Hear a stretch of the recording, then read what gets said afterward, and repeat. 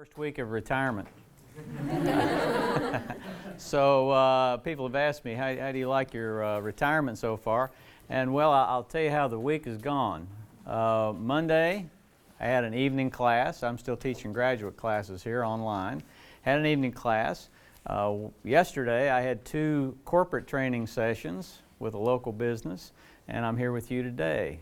And also last night, I had a graduate class too. So in retirement, I've been pretty busy. But it's a different pace, and to answer it in a brief statement, I'm really enjoying it. The one thing that I will miss are a lot of opportunities like this, but I'm going to take advantage of this one, and I encourage you to participate. I know this follows in with what you all have been talking about, this whole area of harassment and Title IX issues and all that type of thing that are really important on campuses. You know, this is something that has been with us for a long time, but there's been a renewed emphasis, and you all certainly are key players in this whole thing. I want to encourage you during our discussion today to participate. Some of you have asked me why we're recording this today.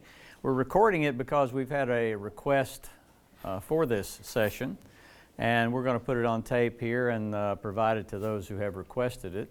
They may want to replicate it someplace else. So I encourage you to participate. Anything you say today will be recorded for posterity. Don't let that intimidate you. I thought it might, so I brought along something that will encourage the discussion. Now, how many of you know what this is? It took on the name, that's the name it took on. Over the past 10 years or so, I've given away an average of 200 of these a year. So there's a pretty good number out there, and I know some of you all have some. And they seem to be items that you all are interested in. So I've got, this is the last known coin. I actually dug it out of one of my briefcases. I kept one of this type and put it in a case for just as a keepsake for me. And we had another style of this we used some time ago, and I put that in a case as well. But I've got one left. And what I'm going to do is it will be my decision at the end to pick the person who has been the most aggressive contributor. When I say aggressive, I mean that in a good sense. I don't want you to, you know, come across the table or anything like that. I simply want to encourage you to participate. And I will give this coin to the one who maybe asks the best question or provides the most input, that type of thing. So there is a little competition going on here. This is the last known coin, quite a collector's item. You might be able to sell it on eBay, who knows. Well, what we're going to talk about today is the whole area of stalking, and we can't cover that entirely in the time we have here. But I'm going to spend some time with you giving you an overview of this. I was thinking about this, and I do appreciate the opportunity to be here. When I was asked, I jumped at the chance. In thinking about the last 10 years or so, and I talked with Ms. Carter about this as well, probably the most common thing, not the most serious thing, I wouldn't say it was the most serious thing, but probably one of the most common things that we deal with is this area of stalking. And you'll see why when we talk about it a little bit more. Since I've retired, I have focused more attention. Of course, I've only been retired a week, but leading up to that point, I've focused more attention on the whole area of school safety. My last month of work here, I was invited to go to Chicago and speak to the Campus Safety Magazine Conference on School Safety. Also went to Las Vegas and talked about school safety. And there I talked about creating a culture of school safety where everyone involved on the campus is responsible for safety. We're all thinking about it. We're all looking out for one another. And I think that's very important. But this area of stalking is something that's it's a common occurrence, especially among college students. Some of you all may have more knowledge than others about this. You may have actually been victims of stalking to a certain extent or other. And once we talk about this, you may decide whether that's actually been the case for you. My motivation to deal with school safety is quite simple. I think we all need to have a motivation. My theory on motivation is that none of us are really motivators. You know, we're not motivational speakers. Coaches don't motivate positively from an extrinsic perspective. Real motivation comes from within, and we have to have some inward motivation to do the things we do if we're going to do them well. So my motivation is very simple. It comes from family. Now this, of course, is my wife. You know my wife, and on either side are our two grandsons. They're in school. In fact, Jackson on the right, he starts school a week from today. A week from yesterday, I guess, in Fishers, Indiana. He's in the public school, a second grader, 7 years old. William, on the left, the youngest one, is 4 years old, and he's in a private preschool. In fact, he's in pre-K this year. So I have two grandsons that are going to be in the public school system. I think it's important to talk about school safety because in reality, students learn better when they feel safe and secure. Most of you all have had your basic psychology course, and you probably even talked about this before you came to college. But Abraham Maslow established what is called the hierarchy of needs, and very simply stated, before we can actually get into the upper order, the upper level of learning, belonging, all that type of thing, we have to deal with the bottom two levels of Maslow's hierarchy, which are the physiological needs and the safety needs. So I think safety is very, very important, and that's my motivation. So there's another shot of the boys here. You get another good-looking guys, aren't they? I'm very proud of them, and that's one reason that my retirement is going to take me there. We have a home close to them, and we want to be part of their lives. So we're going to be up there. Let's talk about this whole area of stalking by the law. What does the law say stalking is? The law says that a stalker is someone who willfully, maliciously, and repeatedly follows or harasses another person.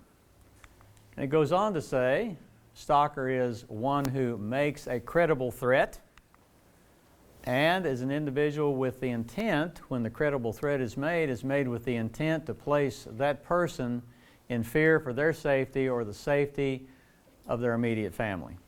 So basically it is a threatening situation. It can go beyond that, but this is what the law says. And of course this is unlawful behavior. Again, it may not be serious, but it is frequent, and it certainly is a hindrance to the successful accomplishment of the things we need to do. In other words, if we have a student here, and let's say they're trying to get acclimated to the college experience, but they're having to deal with something like this, they're certainly not going to get to the point of getting full advantage of the experience until they get past this. You all are in a very important position. I relate to you guys because actually my first job in student services was as an RA. I was an RA, first of all, one summer. I was hired as an RA over in Rob Cook. I went to school here, and Rob Cook was then called, was it Northwest Hall, Ms. Carter? Yes. Okay, I thought that's been a long time ago. But anyway, I was RA there, and then I was moved over to Mahan. I got promoted. I got moved over to Mahan, and I was there for a couple of years as an RA. So my first experience with student services was as an RA, and I think for that reason I am quite aware of the important role you fill, that important role you fill in the lives of our students coming in. So we've always said in student services we're trying to do three very important things for students. Not only new students, but returning students. We're trying to help them as they, but especially new students, we're trying to help them as they do three things: as they arrive, and as they survive, and then as they thrive. And we want them to get to the thriving point. Certainly something like this will hinder they're thriving. Wouldn't you agree? It's a difficult situation. All right, stalking victims. Those are the ones we're concerned about. It's important to know about the stalker, but how about the victims? This chart will show you what we're talking about related to stalking. And if you look down the right, it gives you the code there, the legend to it. We're talking about post-intimate, prior acquaintances, strangers, and unknown. And I kind of lump strangers and unknown in the same category because I don't know what the difference is there. But when we talk about the most common, we're talking about this area right here, the post-intimate. And we'll talk about exactly what that is, but that's, you know, someone who's had a relationship with someone. Then we have the second largest, which is prior acquaintances. There's a whole listing of those. And then we get into here, and I'll just lump that 9% together, you know, people who stalk for no reason, no apparent reason at all. And there are individuals who do that. So let's talk about these categories. The post-intimate, we're talking about ex-husbands, ex-wives, ex-boyfriends, ex-girlfriends. The cases I've worked with, the cases many times you as RAs have uncovered and they finally get to us, have for the most part been these types of situations. You know, you've got a lot of new students coming your way, and because they're launching out on something new and different, maybe they're leaving someone behind, maybe a boyfriend or a girlfriend. In some cases, I mean, we've even had situations where we've had ex-wives and ex-husbands. But they're trying to come to college, you know, start something new, and for some reason, a separation is created there. And the other party doesn't deal with that too well. We've had it manifest itself in phone calls, email, text message. We've even had it escalate to the point where the person doing the stalking or the harassing actually comes to campus. And that situation, we have to deal with it a little differently. Most of these cases are pretty easy to deal with. You know, they're easy to deal with, and I'll tell you about that. But let's talk about the next category, which is prior acquaintances. There we're talking about just acquaintances, people either that they know well or know casually. We're talking about neighbors. This can happen sometimes. People become kind of obsessed with people. Neighbors, former friends, co-workers, students, relatives. You know, you wouldn't think about some of these, but all in this category, this list could go on and on. But for some reason, there's been an acquaintance, some kind of relationship there, while it might be very casual. One of the interesting films out there, and I thought once about sharing it with you, but I didn't. I'll tell you about it. It's available on YouTube if you want to go see it. Relates to a